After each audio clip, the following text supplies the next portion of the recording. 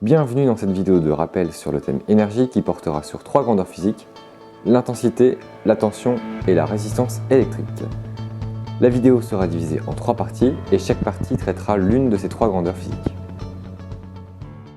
On commence par l'intensité électrique. Cette grandeur physique caractérise le courant électrique et le courant électrique représente le nombre d'électrons qui passent dans l'endroit du circuit chaque seconde. Cela mesure finalement en quelque sorte le débit d'électrons dans l'endroit précis du circuit. L'intensité est mesurée en ampères et le symbole de cette unité est un A majuscule.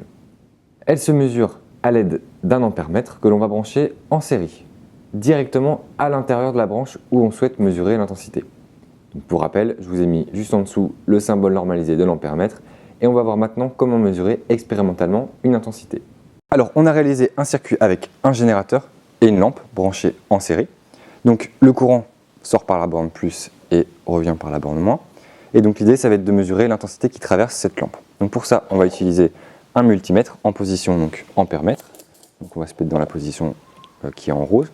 Donc, comme le courant sort par la borne plus, on va le faire rentrer à l'intérieur de l'ampère-mètre, donc par la borne 10A. Et il sortira par la borne COM et reviendra à la lampe. Donc là, on a bien un circuit fermé dans lequel on a introduit l'ampère-mètre en série. Pour la lecture, on lit directement ici la valeur de l'intensité. Donc on obtient finalement 0,36 ampères. On passe maintenant à la tension électrique.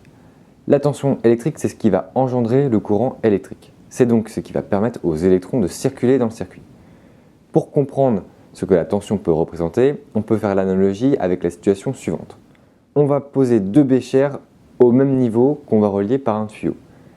Étant donné que les béchères sont au même niveau, il ne va pas y avoir de circulation d'eau entre les deux. En revanche, si on soulève l'un des deux, en l'occurrence le bécher de gauche, on crée une différence de hauteur entre les deux. Et c'est cette différence de hauteur qui permet la circulation de l'eau colorée. Donc la tension, c'est ce qui va permettre aux électrons de circuler au sein du circuit. La tension est mesurée en volts et le symbole de l'unité est un V majuscule.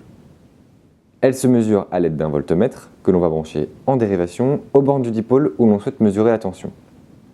Pour rappel, je vous ai mis le symbole normalisé du voltmètre et on va voir maintenant comment mesurer expérimentalement une tension. Même circuit que tout à l'heure, on a le générateur et la lampe branchés en série. L'idée cette fois-ci, ça va être de mesurer la tension aux bornes de cette lampe. Donc pour ça, on va utiliser le multimètre en position voltmètre, donc la partie bleue ici. Et on va venir brancher donc la borne V du voltmètre du côté du plus du générateur et la borne COM du côté du moins du générateur. On remet sous tension et donc là, on a la valeur de la tension mesurée, donc 2,97 volts. Troisième grandeur électrique que l'on va étudier, c'est la résistance électrique. La résistance électrique représente la capacité d'un conducteur électrique à laisser passer ou à ralentir le courant électrique.